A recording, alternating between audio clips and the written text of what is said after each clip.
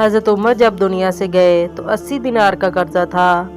22 लाख मुरब्बा मील का हुक्मरान अपने बेटे से कहने लगे, बेटे कोशिश करना तेरे खानदान वाले मिलकर मेरा कर्जा उतार दे, मेरी कब्र पे बोझ ना रहे।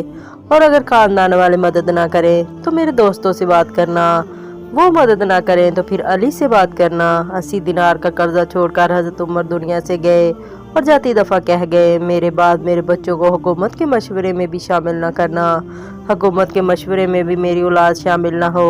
इतना बड़ा शख्स इतना बड़ा रंग देखकर यकम मुहर्रम को जब उमर फारूक का विसाल हुआ तो बेटे से कहने लगे, अम्मा आयशा से जाके कहो मेरा भी नबी पाक के रोजे में दफन होने को दिल करता है, एक कब्र की जगह है। अम्मा जी ने वो जगह अपने लिए रखी थी। हज़रत आयशा फरमाने लगी, मैंने ये जगह अपने लिए रखी है लेकिन उमर इसका ज्यादा हकदार है। मरहबा या उमर, सुभान अल्लाह।